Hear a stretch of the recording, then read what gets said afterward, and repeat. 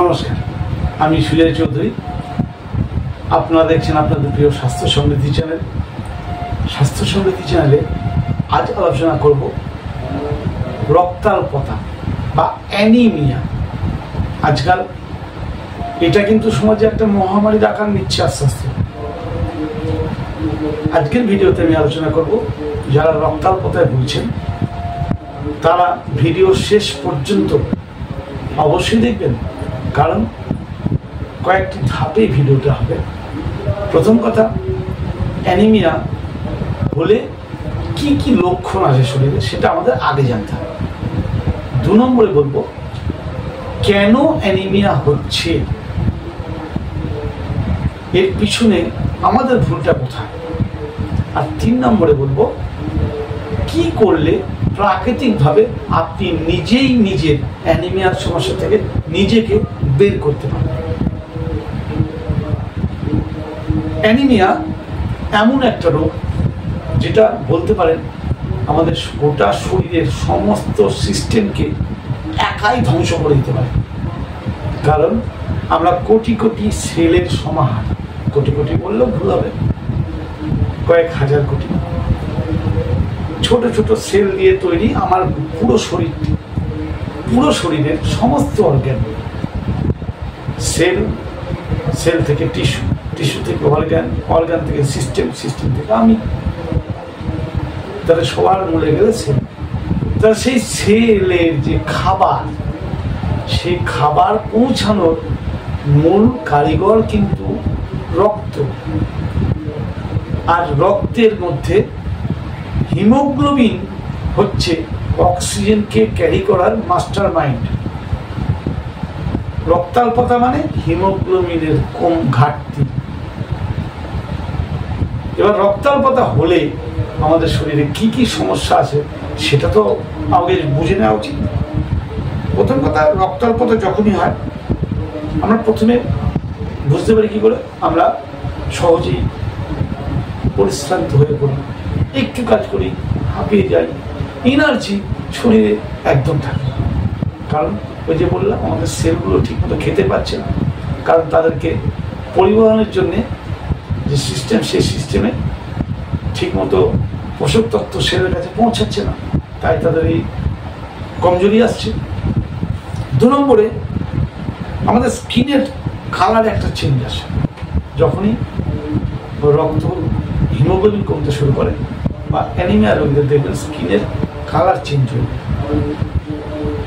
3 নম্বরে হিমোগ্লোবিন কম হলে আপনার শ্বাস ছোট হয়ে যাবে, শ্বাস নেওয়ার যে গতি সেটা কিন্তু ছোট হয়ে যাবে। আর শ্বাস ছোট হয়ে যাওয়ার ফলে কি হবে, কারণ হচ্ছে যে আপনি অক্সিজেন নেবেন, অক্সিজেন ক্যারি করার লোক নেই, হিমোগ্লোবিন নেই, অক্সিজেন ক্যারি করার লোক নেই, ফলে আপনার শ্বাস ছোট হয়ে যাবে। 4 নম্বরে হঠাৎ মাথা ঘুরে উঠবে, কেন ব্রেনে ঠিক মতো অক্সিজেন পৌঁছাচ্ছে না, ব্রেনে রক্ত ঠিক মতো পৌঁছাচ্ছে না, ব্রেনের সেলগুলোও কিন্তু ঠিক মতো খেতে পারছে না, ফলে হঠাৎ হঠাৎ তার কাজ উল্টোপাল্টা করবে, ফলে আপনি মাথা ঘুরে উঠতে পারেন, চোখে মুখে অন্ধকার দেখতে পারেন, মাথার যন্ত্রণা হতে পারে।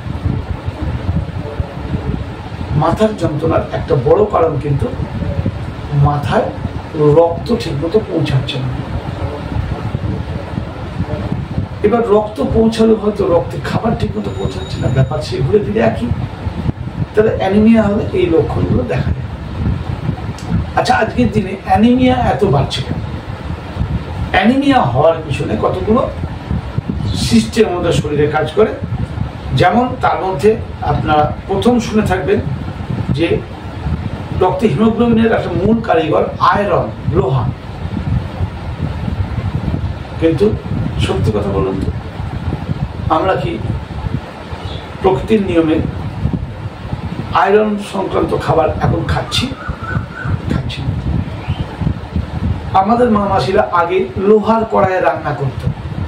শাস্ত্রে ছিল লোহার কড়াইয়ে রান্না করলে আয়রনের অভাব শরীরে হয় না, অর্থাৎ লোহার অভাব শরীরে হয় না। হ্যাঁ, কিছু কিছু ফল সবজি এতে তো লোহা আছে, আমরা তো সেগুলো খাই না, ফলে লোহার ঘাটতি হচ্ছে। এটা হচ্ছে অনেক কারণের মধ্যে একটা। 2 নম্বর কারণ ভিটামিন বি, তার মধ্যে বিশেষত ভিটামিন B12 এর ঘাটতি। কারণ ভিটামিন B12 আমাদের রক্ত তৈরি করতে টোটাল সিস্টেমকে হেল্প করে। ডাইরেক্ট রক্ত ভিটামিন B12 করে না, কিন্তু আমাদের সিস্টেমকে সুস্থ রাখতে ভিটামিন B12 এর একটা বিরাট ভূমিকা আছে। ভিটামিন B12 তৈরি হয় কোথায়? আমাদের কোলনে। কে তৈরি করে? আমাদের শরীরে ভিটামিন B12 তৈরি করার ক্ষমতাই নেই। ভিটামিন B12 তৈরি করে আমার শরীরে বসবাসকারী, আমার জন্য হিতকারী অর্থাৎ আমার উপকারী ব্যাকটেরিয়া যারা কোলনে বাস করে। আমরা process food, junk food, fast food, preservative দেওয়া ফুড, বিভিন্ন পালিশ খাবার, জেনেটিক্যালি মডিফাইড ফুড, ভাজা তেল, চিনি, অ্যালুমিনিয়ামের বাসন, এইগুলো ব্যবহারের ফলে আমাদের সেই গাট হেলথের ব্যাকটেরিয়া ধ্বংস হচ্ছে। ফলে গাট হেলথে ভিটামিন B12 প্রোডাকশন হচ্ছে না। গাট হেলথের ব্যাকটেরিয়াদের মূল খাবারই হচ্ছে ফাইবার। আমরা তো ফাইবার খাই না, সবই কুক ফুড খাই। কুক ফুডে আর যাই হোক, ফাইবার তো নেই বললেই চলে, সামান্য পরিমাণে পাওয়া যায়। আর ওই সামান্য পরিমাণের জন্য আপনি বেঁচে আছেন। ওটা না পাওয়া গেলে একদিন হয়ে যেত। তাহলে আপনার গাট হেলথের ব্যাকটেরিয়া তাদের খাবারই পাচ্ছে না, তারা আপনাকে ভিটামিন B12 দেবে কেন? আপনি তাকে দেখছেন না, সে তো আপনাকে দেখবে না। তাহলে ভিটামিন B12 এর ঘাটতির জন্য কিন্তু অ্যানিমিয়া হয়। এরপরের বিষয় হচ্ছে যে বিভিন্ন রকম ভিটামিনের ঘাটতি। অ্যানিমিয়া হতে আমাদের শরীরের টোটাল সিস্টেম চালু করতে হাজার হাজার রকমের chemicals, minerals, vitamin, carbohydrate, protein, fat, অনেক কিছু লাগে, ঠিক আছে? কিন্তু আমরা কিন্তু ওই থোড় বড়ি খাড়া, খাড়া বড়ি থোড়, অর্থাৎ ওই একই খাবার খেয়ে যাচ্ছে। কি 100% কুক ফুড, আর ওই একই ভাত, একই চাল, একই ডাল, একই তরকারি, একই সবজি। অতএব ঘাটতিটা শুরু হচ্ছে ওখানে। আমাদের প্রকৃতি কিন্তু আমাদের সেটা শেখায়নি। প্রকৃতি প্রতি সিজনে ফলের পরিবর্তন করে, সবজির পরিবর্তন করে। আমরা কিন্তু সিজনাল ফল সবজিকে পছন্দ করি না। আমরা অক্সিজেনের ফল সবজি কস্টলি হলে তখন আমরা দেখাই, দেখো আমরা কত স্মার্ট, আমরা অক্সিজেনের এত দামি সবজি এখন খাচ্ছি। এটা নাকি আমরা আমাদের বিশাল আধুনিকতার প্রকাশ হয়। জানি না সে কতটা আধুনিকতা আমি প্রকাশ করতে পারি বা কতটা আমার আভিজাত্য প্রকাশ করতে পারি, কিন্তু এটা ঠিক, অক্সিজেনের ফল এবং অক্সিজেনের সবজি যদি আমি খাই, আর কিছু না হোক আমার শরীরের সর্বনাশ অবশ্যই আমি করতে পারি। এটা বিজ্ঞানও বলছে। আপনারা যদি জানতে চান জানতে পারেন।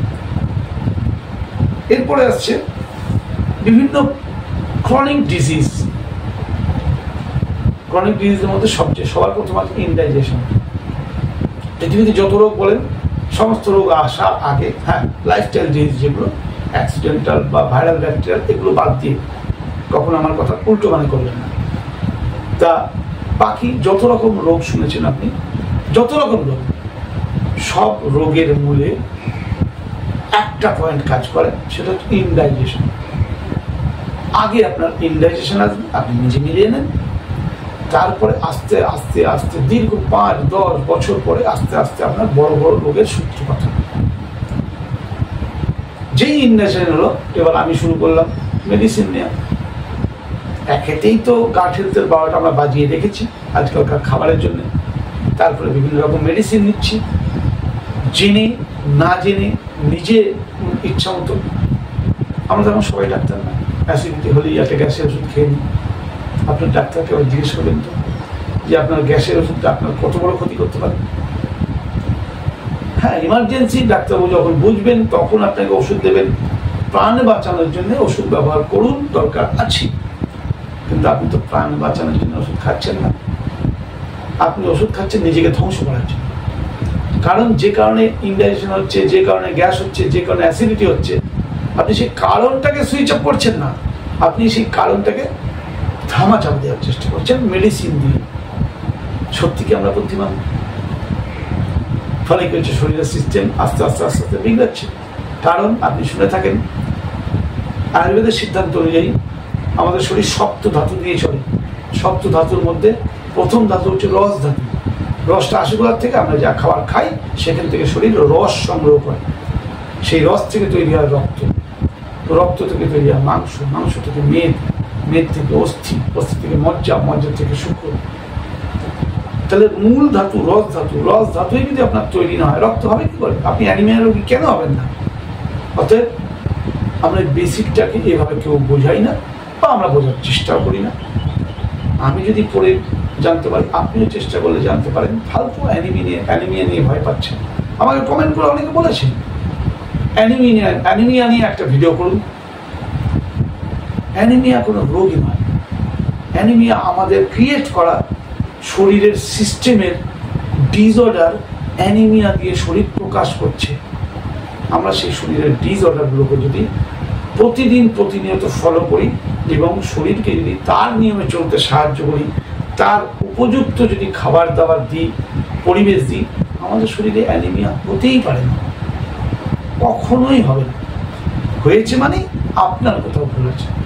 আপনি ওষুধ খেয়ে সারানোর চেষ্টা করছেন, তো হবে না, দুদিন স্টেবল হবে। কারণ যে যে কেমিক্যালের জন্য আপনার অ্যানিমিয়া হচ্ছে, সেই কেমিক্যালগুলো আপনি ডাক্তারবাবু দিয়েছে, আপনি মনে করছেন ভালো আছেন, হ্যাঁ একটু রিল্যাক্স লাগছে, কিন্তু ওই কেমিক্যালগুলো তো শরীরের বানানোর কথা ছিল। সবার তো অ্যানিমিয়া হয় না। তাহলে শরীর বানাচ্ছে না কেন সেটা আপনি নিজে খোঁজেননি। আপনার কাজ ওষুধে করে দেবে, এটা কখনো হয়? ওষুধ করবে, যেমন ঠিক আপনার বাড়ির কাজের লোকটি আপনার বাড়ির কাজগুলো করে, যতই কাজ করুক না কেন, সে কিন্তু কাজের লোক কি হয়, সে কখনো মালিকের মতো আন্তরিকতা নিয়ে কাজ করে না। সে তার ডিউটি করে বেরিয়ে যায়, করতে গিয়ে সে অনেক কিছু ভুলও করে, সুযোগ পেলে ছবলও মারে। তাহলে ওষুধও ঠিক তাই। কিন্তু আপনি আপনার নিজের ভুলটাকে দূর করছেন না। অ্যানিমিয়া থেকে আপনি নিশ্চিন্তে বেরোতে পারেন। অ্যানিমিয়ার একটা বড় সমস্যার কারণ হচ্ছে অনুচিত আহার, অর্থাৎ শরীরের জন্য যে আহার দরকার নেই সেই আহার খাওয়া। কারণ আপনি যখনই process food, packet food, preservative food, বিভিন্ন রকম মশলা, রিফাইন্ড সল্ট এবং রিফাইন্ড সুগার নেবেন, আপনার সবার প্রথম যে সর্বনাশটি হবে সেটা হচ্ছে আপনার গাট হেলথের ব্যাকটেরিয়ারা ধ্বংস হবে। আর যখনই গাট হেলথের ব্যাকটেরিয়া ধ্বংস হবে তখনই আপনার ইনডাইজেশন আসবে, কনস্টিপেশন আসবে, লুজ মোশন আসতে পারে, সিস্টেম ডিসঅর্ডার আসতে বেশি দেরি নেই। তাহলে আপনাকে লাইফস্টাইলের এই পরিবর্তনগুলো যদি করে ফেলতে পারেন, আপনার অ্যানিমিয়া নিয়ে সমস্যা ভাবতেই হবে না। আমরা আর একটা ভুল করি, অ্যানিমিয়ার একটা বড় কারণ, সেটা হচ্ছে এক্সারসাইজ করি না। প্রতিদিন প্রতিনিয়ত আমরা সাধ্যের মধ্যে দিয়ে, যার যার সাধ্য যেরকম, যার বয়স যেরকম সেটা হিসাব করে, অবশ্যই কোনো প্রশিক্ষকের সাহায্যে আমরা যদি প্রতিনিয়ত শরীর চর্চা করি, তাহলে শরীরের মধ্যে কি হয়, একটা আন্দোলন তৈরি হয় এবং ব্লাড সার্কুলেশন বাড়ে। আমার টোটাল সিস্টেমের মধ্যে যে ময়লা কাচরা জমে আছে সেই কাচরাগুলো শরীর থেকে বেরোতে খুব সাহায্য করে। শরীরে ব্লাড সার্কুলেশন বাড়ার ফলে এনার্জি বাড়ে, এনার্জি বাড়ার ফলে প্রত্যেকটা সেল একটু হলেও বেশি খাবার পায়, ফলে ধীরে ধীরে ধীরে ধীরে তারা ইমপ্রুভের দিকে যায়। আর সমস্ত সিস্টেম যদি ইমপ্রুভ করে তাহলে অ্যানিমিয়া নিয়ে তো ভাবতে হবে না। আমরা কেন এটা বুঝছি না যে পৃথিবীতে যত রোগ আছে সব রোগ ক্রিয়েট করেছি আমি নিজে, কারণ আমি আমার সিস্টেমের নিয়ম মানিনি। আর যদি ঠিক করতে কেউ পারে সেটা আমি নিজে পারি। আমাকে কি করতে হবে, সিস্টেম যা চায় তা দিতে হবে, ব্যাস, সব কিছু ঠিক। এবার আমি বলবো অ্যানিমিয়ার থেকে বেরিয়ে আসার কিছু ঘরোয়া টোটকা। প্রথম কথা হচ্ছে কুক ফুড কম খান, র ফুড বেশি খান। র ফুডে যে ফল বা যে সবজি লাল রঙের, অর্থাৎ যাতে লোহা বেশি আছে, যেমন বিট, যেমন বেদানা, এরকম ধরনের যে ফল লাল, সেই ফল প্রচুর পরিমাণে আয়রন সমৃদ্ধ, লোহা সমৃদ্ধ, সেই ফল বেশি করে খান। কারণ যখনই ফাইবার বেশি খাবেন আপনার গাট হেলথের ব্যাকটেরিয়ারা হেলদি হবে, আপনার সমস্যা ধীরে ধীরে ধীরে ধীরে কমতে শুরু করবে। প্রতিদিন শরীরচর্চা করাটা খুব দরকার, যেমন প্রতিদিন খাওয়াটা খুব দরকার। তেমনি শরীরচর্চা করা দরকার। কারণ আমার যা খাবার খাচ্ছি সেটা ইন্টেস্টাইনের যে লম্বা প্রায় 28 ফুটের কাছাকাছি লম্বা যে পাইপ, সেই পাইপের মধ্যে আমাদের পুরনো খাবার মল জমে থাকে। একটু শরীরকে মুভমেন্ট দিলে, একটু শরীরে বিভিন্ন রকম এক্সারসাইজ করলে অ্যাকচুয়ালি কী হয়, সেই গাট হেলথের ভিতরে ময়লা পরিষ্কার হতে সাহায্য করে। আপনার পটি ভালো হবে, গাট হেলথের বিষ রিমুভ হবে, গোটা শরীরে ব্লাড সার্কুলেশন বাড়বে। অর্থাৎ রেগুলার শরীর চর্চা যতটা খাওয়া জরুরি তার চেয়েও বেশি জরুরি শরীর চর্চা। আমরা যেটা ভুল করি, খাওয়া দাওয়া হয়তো ঠিক করি, শরীর চর্চা করি, কিন্তু সঠিক ঘুম নিই না। ঘুম না নিলে কখনো হিমোগ্লোবিনের সমস্যা থেকে আপনি বেরোতে পারবেন না। কারণ ঘুমই আপনার রিজেনারেশন প্রসেসকে ক্রিয়েট করে। যখন আপনি ডিপ ঘুমাবেন তখনই আপনার সিস্টেম নিজেকে নিজে রিপেয়ারিং করে। ফলে কি হয়, সঠিক ঘুমটা দরকার, সঠিক ঘুম নিলেই আপনি সুস্থ। মুনাক্কা এমন একটা জিনিস যেটা খেতে খুব সুস্বাদু, কিসমিসের মতো দেখতে, ভেতরে 2টি বা 3টি বা 1টি বীজ থাকে, যার জন্য সেটা কমার্শিয়ালি বাজারে চলে না, ওষুধ হিসেবেই ব্যবহার হয়। মুনাক্কা কিনবেন, যাদের হিমোগ্লোবিনের সমস্যা আছে তারা 2 ঘন্টা অন্তর 10টা করে মুনাক্কা ভেজাবেন। ড্রাই মুনাক্কা নয়, ভিজিয়ে রাখবেন। 2 ঘন্টা পরে সেই 10টা মুনাক্কা চিবিয়ে খেয়ে জলটি খেয়ে নেবেন। আবার 10টা ভিজিয়ে রাখবেন, 2 ঘন্টা পর আবার 10টা মুনাক্কা চিবিয়ে খেয়ে জলটি খেয়ে নেবেন। এইভাবে সারাদিন 2 ঘন্টা অন্তর অন্তর মুনাক্কা খেয়ে যাবেন। 4টে দিন খান, হিমোগ্লোবিন টেস্ট করে দেখুন। হ্যাঁ, তবে মুনাক্কার বীজটা কিন্তু খাবেন না। এটা একটা পদ্ধতি, মাথায় রাখবেন। এগুলো কিন্তু আপনাকে ইনস্ট্যান্ট সাপোর্ট করবে, কিন্তু স্টেডি করবে কিন্তু আপনার লাইফস্টাইল। হঠাৎ করে হিমোগ্লোবিন বাড়ানোর জন্য আপনাকে আরেকটা সাপোর্ট করবে, সেটা হচ্ছে আপনারা হয়তো অনেকে জানেনই না যে এত সহজ প্রকৃতি আমাদের জন্য একটা ব্যবস্থা রেখেছে। সেটা হচ্ছে, আমরা দেখি না হিমোগ্লোবিন কম হলে ডাক্তাররা বলে ব্লাড দিতে হবে, অন্যের ব্লাড ধার করে আমার শরীরে দিতে হবে। প্রকৃতি আমাদের জন্য এমন একটা ব্লাড বানিয়ে রেখেছে, যে ব্লাড যদি আমরা নিই, বিনা পয়সা পাওয়া যায়, প্রতিদিন প্রত্যেকে নিতে পারে। সেটা হচ্ছে গ্রিন ব্লাড, সবুজ পাতার রস। সবুজ পাতার রস, তার যে কেমিক্যাল কম্পোজিশন বা সেল স্ট্রাকচার যদি দেখেন, মানুষের রক্তের সেল স্ট্রাকচার বা কেমিক্যাল কম্পোজিশনের সঙ্গে শুধু একটা জায়গায় অমিল। সেটা হচ্ছে মানুষের রক্তের বেস হচ্ছে আয়রন, গাছের রক্তের মানে সবুজ পাতার যে রস তার বেস হচ্ছে ম্যাগনেসিয়াম। সেটা ম্যাগনেসিয়াম আছে বলে সেটা সবুজ রঙের, আর আমাদেরটা আয়রন আছে বলে লাল রঙের। বাকি কোনো ডিফারেন্স নেই। এটা বিজ্ঞানের কথা, আমার কথা না। অতএব যদি দেখেন যে আপনার অ্যানিমিয়া হচ্ছে, আপনি রেগুলার গ্রিন জুস খান। গ্রিন জুসের বিকল্প হয় না। আমাদের রক্তে যা যা কেমিক্যাল আছে সব অনেকাংশে বেশি মাত্রায় গ্রিন জুসে আছে, তাই তাকে বলা হয় গ্রিন ব্লাড। একটু স্টাডি করে নেবেন আমার কথাটা ঠিক লাগলো কিনা। বোতলের রক্ত চড়াতে হবে না, বোতলের রক্ত ট্রমা কেয়ারে চড়াবেন। অ্যানিমিয়া বোতল ধার করে, আরে বাবা আপনার সিস্টেম ঠিক না হলে আজকে 1 বোতল রক্ত নিলেন, 15 দিন পরে ওটাও ডিস্ট্রয় হয়ে যাবে, আবার আপনাকে রক্ত নিতে হবে। ধার করা জিনিস দিয়ে সংসার চলে না।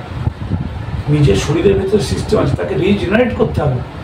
আপনি গ্রিন জুস প্রত্যহ খেয়ে দেখুন, আপনার শরীরে অ্যানিমিয়ার সমস্যা থেকে বাঁচবেন। গ্রিন জুস শুধু অ্যানিমিয়া থেকে বাঁচায় না, আপনার ওতে প্রচুর পরিমাণে ফাইবার আছে, ফলে ডাইজেশন সিস্টেমকে ঠিক করে, আপনার গাট হেলথকে ঠিক করে, আপনার শরীরকে নিজে নিজে ও রিজেনারেট করে আপনাকে সুস্থতার দিকে নিয়ে যেতে পারে। অর্থাৎ অ্যানিমিয়া নিয়ে ভয় পাবেন না। অ্যানিমিয়া সৃষ্টি হয়েছে আপনার থেকে ভুল অভ্যাসের জন্য। আপনি সেই অভ্যাসগুলোকে ত্যাগ করুন, প্রথমে নতুন কিছু অভ্যাস যোগ করুন। আপনি খুব শিগগিরই মেবি 15 দিনের মধ্যে আপনি অ্যানিমিয়ার রোগী আর থাকবেন। হ্যাঁ, আপনাকে কিন্তু শরীরের নিয়ম মানতে হবে। ওষুধ আপনাকে পার্মানেন্ট সলিউশন দিতে পারবে, এটা আমার জানা নেই। কারণ আমি দেখেছি দিনের পর দিন ওষুধ নিয়েও অ্যানিমিয়া থেকে সে বেরোতে পারছে না। সাময়িক সে একটু হয়তো ভালো আছে, কিন্তু সিস্টেম, নিজের সিস্টেম যদি কাজ না করে ওষুধ দিয়ে আর যা হোক সম্পূর্ণ সুস্থ হয় না। এই ব্যাপারে আরো যদি বিষয় জানতে চান আপনারা আমার সঙ্গে সাক্ষাৎ করতে পারেন, বা যে কোনো ন্যাচারাল থেরাপিস্টের কাছে গিয়ে, যে কোনো ন্যাচারোপ্যাথিস্টের কাছে গিয়ে তার কাছে লাইফস্টাইল শিখুন। প্রাকৃতিক যে চিকিৎসা পদ্ধতি সেই পদ্ধতির সঙ্গে নিজেকে অ্যাড করুন, প্রকৃতির নিয়মে চলুন। আপনার শরীরে কোনো রোগ থাকতেই পারবে না। একবার তো যাচাই করুন, আমি যে কথাগুলো ভুল বললাম একবার প্রমাণ করার চেষ্টা করুন। আর যদি ভুল না বলে থাকি তাহলে কেন মানবেন না? এতে তো পয়সা লাগে না, ইনভেস্টের ব্যাপার নেই। আপনি মেনে দেখুন, আপনি সুস্থ থাকবেন। আপনি সুস্থ থাকলে আপনার পরিবেশ সুস্থ থাকবে, আপনার পরিবার সুস্থ থাকবে, আমরা সবাই আনন্দে থাকবো। কারণ আপনি থাকলে তবে না আমার ভিডিওটি আপনি দেখবেন। অতএব আপনাকে সুস্থ রাখা তো আমার কর্তব্য। আমি সেই উদ্দেশ্যেই প্রতিদিন প্রতিনিয়ত আপনাদের যে ডিমান্ড, সেই ডিমান্ড অনুযায়ী আমার যে ক্ষুদ্র জ্ঞান, সেই ক্ষুদ্র জ্ঞান আমি স্বাস্থ্য সমৃদ্ধির মাধ্যমে আপনাদের দিয়ে যাচ্ছি। যদি ভালো লেগে থাকে চ্যানেলটিকে যারা নতুন দেখলেন তারা সাবস্ক্রাইব করে নেবেন, আর যারা বরাবরের জন্য দেখছেন তারা অবশ্যই লাইক করুন, কমেন্ট করে জানান আর কি বিষয়ে জানতে চান আর কেমন লাগছে সেটা অবশ্যই জানাবেন। নমস্কার। स्वागत है स्वास्थ्य समृद्धि क्लिनिक श्योरोफुली में। ये doctor BRC clinic at home द्वारा प्रमाणित आपका भरोसेमंद वेलनेस और प्राकृतिक चिकित्सा केंद्र है। स्वास्थ्य समृद्धि में विशेषज्ञ प्रशिक्षकों के साथ योग की शक्ति को जानिए, जो मन और शरीर का संतुलन बनाता है। हर दिन आपके कल्याण के लिए अनुकूलित समग्र स्वास्थ्य सुझावों से अपनी जीवन शैली को बदलें।